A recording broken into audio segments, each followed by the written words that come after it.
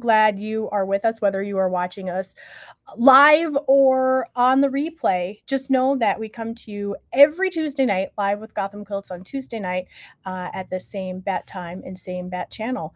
Generally, I end the show with that, but we're starting with it today. We've got a really interesting show for you today. We're talking all about the folded corner ruler today, and a brand new fabric line that I think goes hand in hand with this. First, I'll tell you the reason we're talking about this, and then we'll go into all the fun stuff and the million different ways that you can use this simple folded corner ruler. First thing, you're probably wondering what is behind me, and I'm going to switch the screen so you can see it just a little bit better. This is a quilt made with the brand new Christmas line by Kimberly Kight of Ruby Star Society. This is the fabric line called Merry Happy, and it is both merry and happy. We are so glad to have it in the shop. But as we are looking at this, one of the things that I wanted to point out here is, well, zoom in here just a little bit here. One of the things I wanted to point out is those baubles behind that you could see on the quilt here. This particular quilt is called Merry Baubles, and it features these amazing Christmas ornaments all throughout the Christmas tree. And you can see that in the quilt behind me here. These are made by just snowballing the corners. And if you're not familiar with that technique, basically you are taking a piece of fabric, and I have a sample here. You are taking a piece of fabric and you're putting fabric all the way around the outside so that when it gets put together, it looks kind of like a snowball. It's a really fun, cool, interesting, quick way to make things that look a little bit like a circle without actually sewing a circle. So that is where this folded corner ruler really shines. There are so many things you could do with it. So we'll get back to this quilt and this fabric behind me, but let's talk about the magic of the ruler. So this ruler is designed by Doug Lako of Antler Quilt Designs. Antler Quilt Designs is what it is. And this is the packaging that comes with it. There are two different sizes to this ruler. We have here the Big Mama Jama. This is the original simple folded corner ruler. We also have a mini version. Now, I'll get into the specifics of what each of these do, but just know that this particular ruler is this large one is going to be able to do folded corners. I'm going to get into all the things that it can do, but it can work on block sizes all the way from 1/2 inch to 6.5 inches.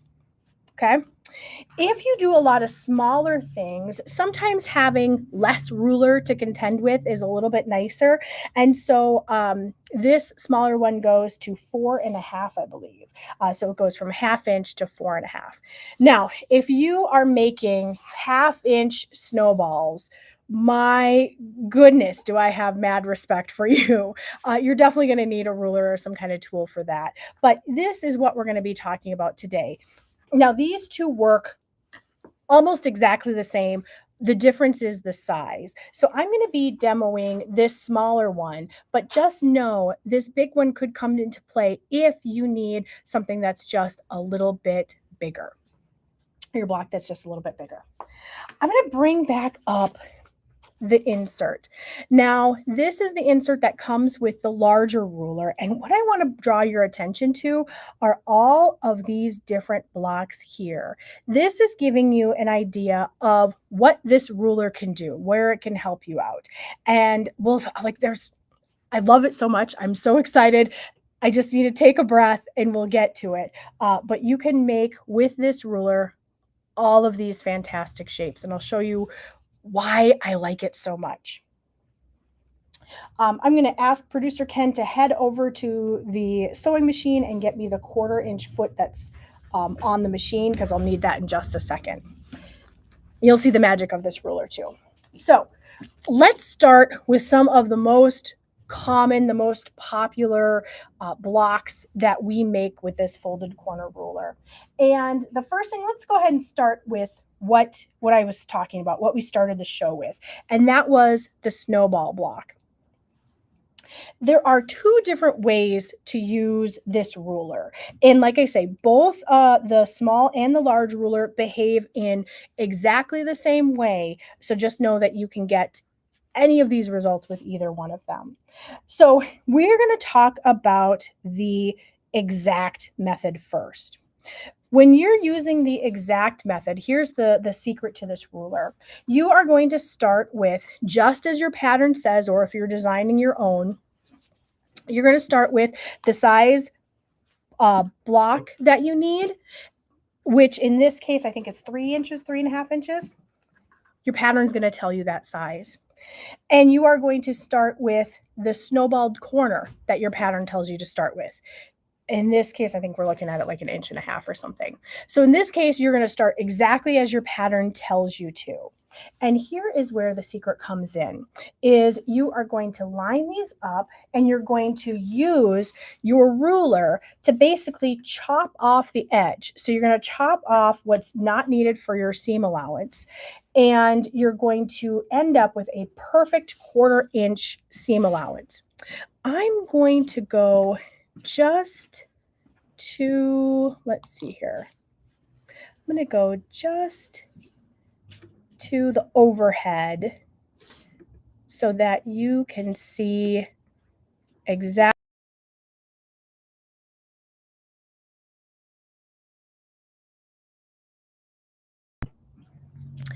Okay, so what we're looking at is I'll go offline so you can see the beautiful quilt behind me. I've got the corners lined up, and in this case, I'm going to first snowball this corner right over here. I've got my little square lined up right in the corner, and here's where the trick is. Now, this you can use either left-handed or right-handed on whichever side of the block you need. So no need, I'll show you the other side in just a second, but we're going to start with this corner. What I love about this is it allows me to use a couple of different registration marks to line up this block. And as you can see, I've got my square here is 1.5 inches. And so I'm using the line that's marked at 1.5 inches. So this diamond here is 1 inch. This little diamond here is 1/2 inch. I've got 1.5 inches. But I'm using a couple of different places to line everything up. I've got it lined up at the very top here, so I know I'm good on that side. I've got this whole side of my main block lined up against that line. I've got my little block lined up here, so I know everything is nice and square. And then last but not least, I've got my big snowball block lined up with this line here. So I've got all of these different registration points to make sure that everything is nice and beautiful and square and lovely. Then you can see right here that starting 1/2 inch, or I'm sorry, 1/4 inch in from the side of my block is where I'm going to cut. So I'm going to take my rotary cutter, I'm going to hold my ruler, and I'm just going to cut off that edge here. And I'm going to sew with my 1/4 inch.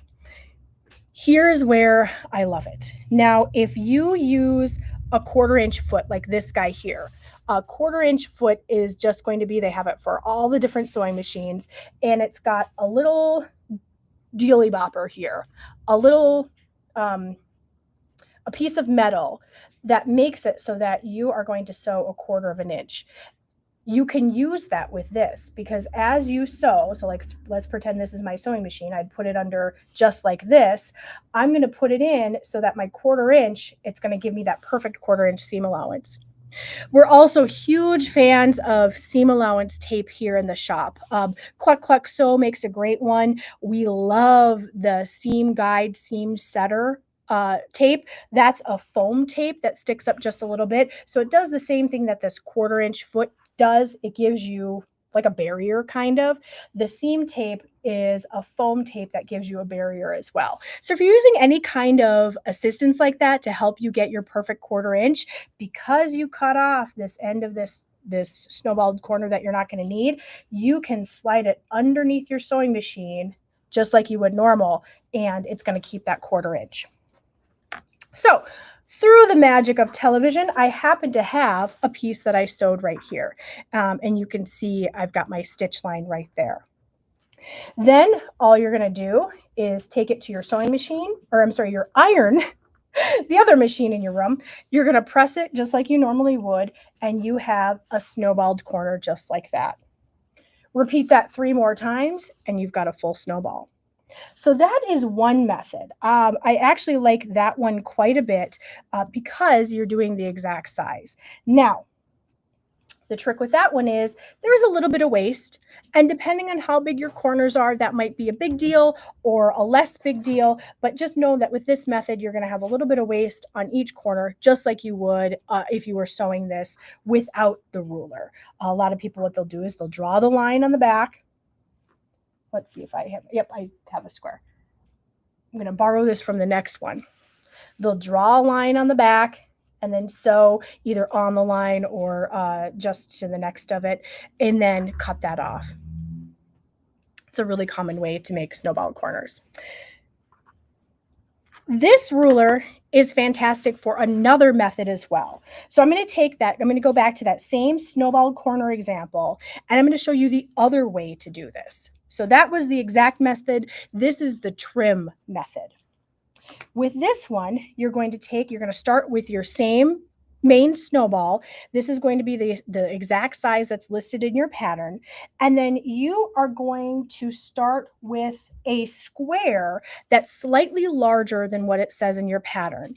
Now, in the ruler guide, we'll open this up. In the ruler guide, there is a little chart that will tell you if you're using the trim away method and your finished corner size is this. So your pattern tells you to give a square that's 1.5 inches. Then what you want to do is make a square that's actually 2 3/4. So in this example, my pattern tells me to make a size or a square that's 1 1/4. I'm going to make one that is 2 3/4, one square that's 2 3/4, and then I'm going to cut that into 2. So I have 2 triangles, okay?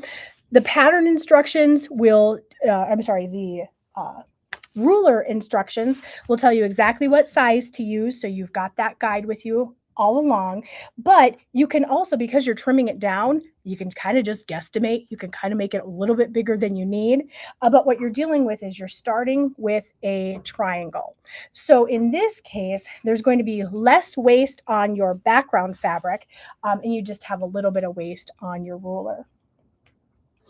So then what you're going to do is you're going to start the same way you did before, and that you are going to just like chunk off a corner of this guy so that when you put them together, well,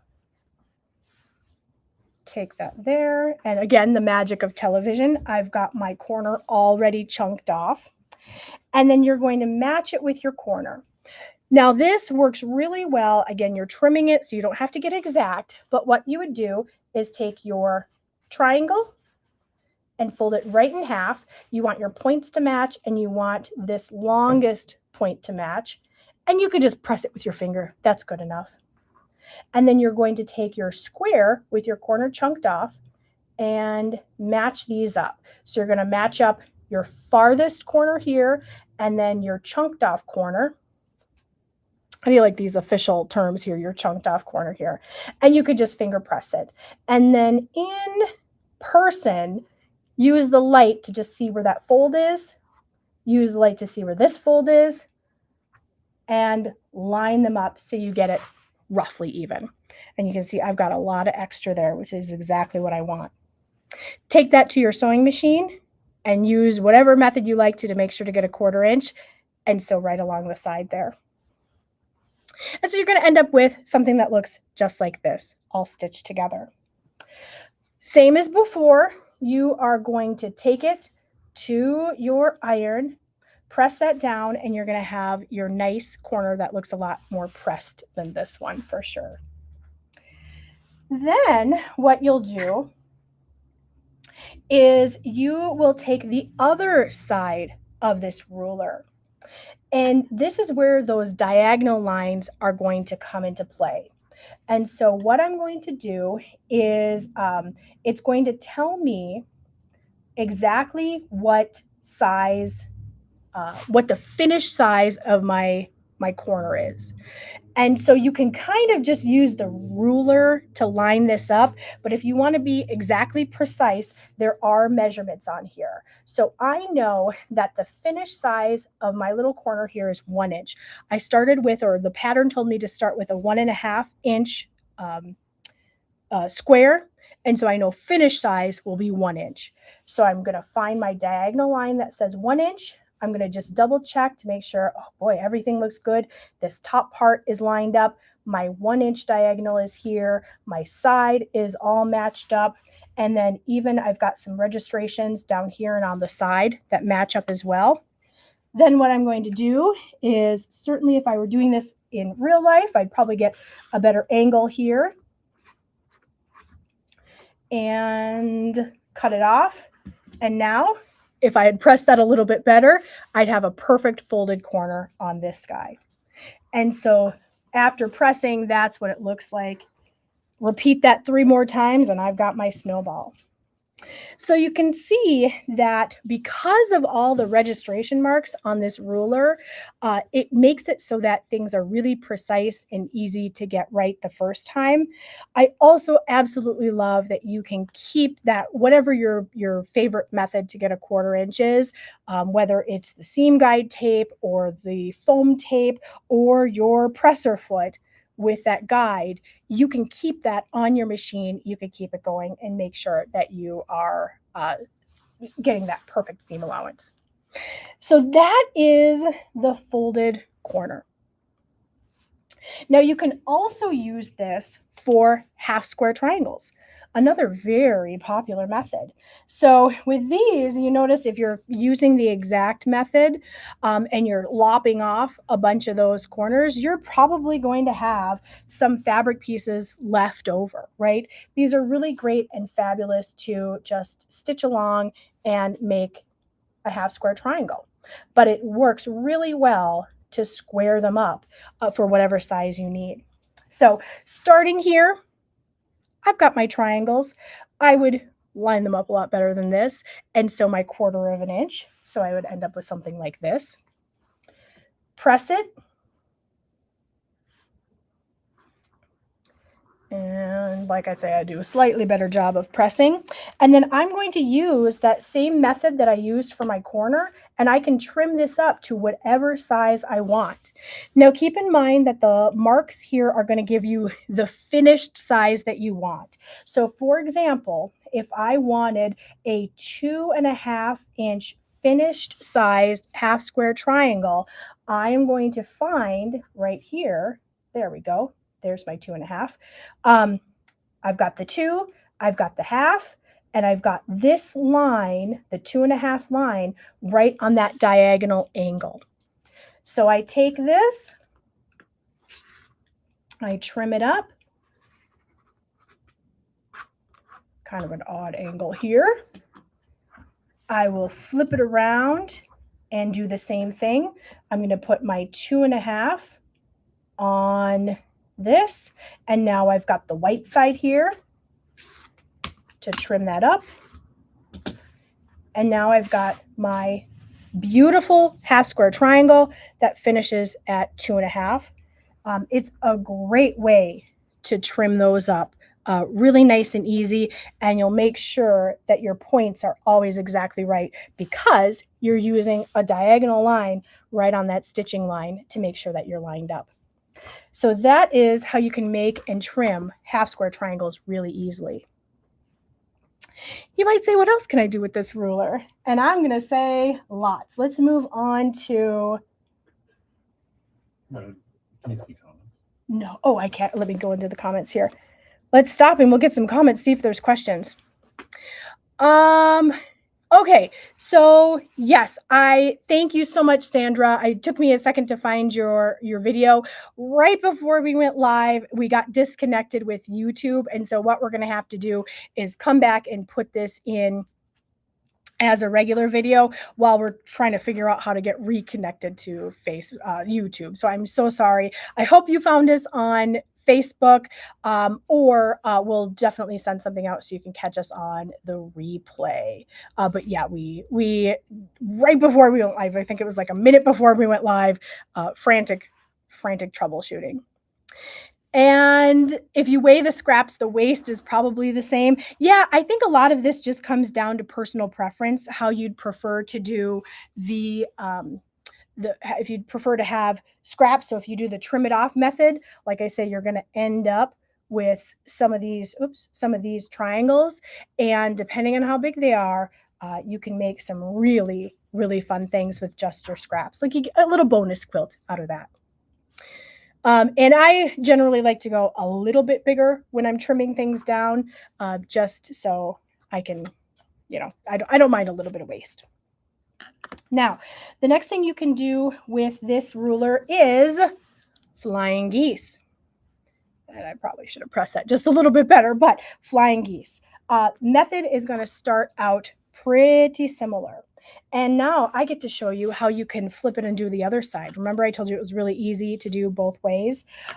You are going to start out with the one at a time flying geese method. So if your pattern gives you those instructions, otherwise there are only so many sizes of flying geese that we could have. In this case, so you're going to start with your goose, I guess we'll call it, the size that says in your pattern. And then your sky is going to go right in the corner. So we'll start on the left side. Last time we started on the right side, we'll start on the left side here. So same thing before. Remember, I had it oriented like this when I was doing this side. All I have to do is change the orientation and move it just over to the side. And so here we are again. We've got all of these registration marks to line up. I've got a line down here to line it up with my sky, a line at the bottom to line it up with my sky, and then to continue on with my goose, and the top and the side here. Take my rotary cutter, and I've got my corners cut off. I'll turn those into a half square triangle later. And here you can kind of even see right where this line is that goes along, that's where I would be stitching. So I'm going to take that to my sewing machine, stitch, stitch, stitch, stitch, stitch, and I end up with a piece like this. I would go ahead and press that open at this point, and I would end up with something just like this. Oh, I did not bring with me another square, so we're going to have to just use our imagination here, but we'll just take the one that I cut earlier and pretend I didn't cut it. Okay, so let's pretend that this was a whole piece. I messed up my demonstration here. But here is my square. Again, the magic of television, we're just going to put that back together here. So I have the other side of my sky. I've got my ruler. It was like this before. I'll turn it like this. Same thing as before. I'm going to use all the registration tools in my arsenal to make sure that this is lined up and nice and neat. I would probably spend a little bit more time, but you know the drill. Make sure that everything is lined up nice and neat. Take my rotary, cut it. Oops, I missed a piece there. There we go. And now on this side, I would take that and stitch again. Once that's done and pressed, I end up with a perfect, lovely flying goose. Just the one goose. So you might say, now what else can I do with this? I got a couple more things, but you saw the list of all of the different kinds of blocks you can make. This is also fabulous for making a square in a square. So if you are going to, like, the beginnings of an economy block, let's say, we'll call it. So very similar process. It's just the size of the things that change. Now keep in mind, with any of these that we're doing, you can use either the oversized method or the exact trim it off method. And in this one, I kind of prefer the trim it off method, but like I say, oversized works just as well. So same thing here as the snowball. I can already tell that one's a little bit crooked. Same thing as the snowball. I'm going to take it. I'm going to line it up, but now we're a little bit bigger. This is kind of like if a snowball and a flying geese block had a baby. That is what this would be. So I'm going to take that, stitch it. There's my stitched piece. I will press that. We'll pretend that I did press that. And now with the square in a square, the one thing I want to point out is it works best if you do opposite corners as opposed to like going around the circle. If you do one side and then the opposite side, that generally works best. So we've got that guy. We're going to line it up the same way. A little bit off there. There we go. Line it up the same way. Trim it off. And then sew. And then now you're ending up with a piece that looks like this. Now this in itself is a lovely block, a little, kind of like a little leaf, for example. You could just stop there. But you're going to use just the same method to keep going all around the corners. So now here is where, I should have brought more blocks with me, I guess. Here's where you would add this corner and just pretend that there was a little piece there. And then do the same thing and add this corner. Hit it with the ruler and sew. And when all said and done, you have your square in a square. Look at how lovely that is. Now, this was made with no trimming down. I just want to make that super clear. Now, that is definitely a way to do it. And this block can help you, or I'm sorry, this ruler can help you with that as well. With what you're, like I say, it works really well. The way that if I wanted to trim it down, or if I did something I was using another method, you could use this to trim it down too. And I'm going to zoom in just a little bit so you can see, whoops, that's zooming out. You need to see my pile of fabric out there. So you can see that these lines here help me register the center of my square in a square. And I've got my perfect 1/4 inch here.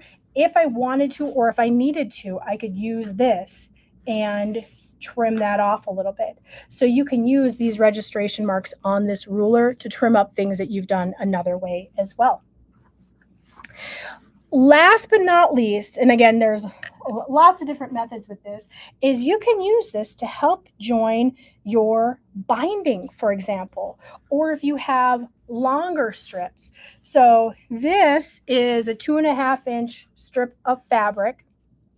And you could see it's joined together just like I would join binding. You could also have something where you got 2 longer pieces that come together like this in a quilt pattern. So I'm going to start out in a similar way, just like I would if I were joining my binding. I'm going to take my one piece and my other piece, and I'm going to put them together at a right angle here. I'm going to take my ruler and I'm going to line it up. I've got this line marked up with my second fabric, this line marked up with the edge of my second fabric, and then I've got this line right here lined up with the first fabric. Same thing as before. I'm starting to sound like a broken record here. I was going to say a broken ruler. I'm sounding like a broken record now, where I cut that off, take this to my sewing machine, sew it using that 1/4 inch method. And then I end up with a piece that looks like this. Same thing as before, I'm going to take it and I am going to press it. And what is so fantastic is I'm not getting any overhang on the top or the bottom.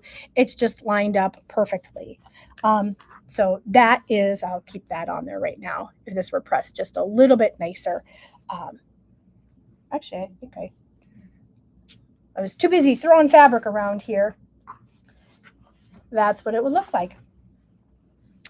So the mini ruler got a lot of action today, got a lot of use today, but just know the larger ruler behaves the exact same way. You could just get a little bit bigger with this guy. So this one is up to 6.5 inches, and this guy is up to 4 inches. This one's up to 4 inches. Let's see here. I don't think we've got any questions. Oh, Barbara, thank you so much for joining us from YouTube. And we promise we'll get this out on YouTube so that everyone can see it, or you can watch the replay as many times as you care to. So thank you for all of you who found us here on Facebook. I know we're there normally, but YouTube, I think, has a bigger following. So with that, let's see here. I think I have a little bit of time to show you the fabric line that started this all. If you have any questions about the ruler, how it's used, do let me know. We are happy to go through that. But I just wanted to get that out to you just because this beautiful snowball quilt, snowballs don't have to be a pain in the neck for sure. They are a great way to get the feel of curves. We'll say the essence of curves without actually sewing curves, so like circles. Now, you notice that the fabric behind me is the Merry Happy line by Kimberly Kight for Ruby Star Society. In those, I'll show you the panels first, but in that line are 2 panel prints. Now, these are sold as yardage. Each of the blocks is about 4.5 inches, 4 inches if you're, oops, we'll hold it this way so that you can see it a little bit better. But really cute, fun things. There is we'll call it more traditional, I guess, as traditional as Ruby Star could be. All kinds of fun holiday things, ornaments. And then there is the very Ruby Star golden colorway.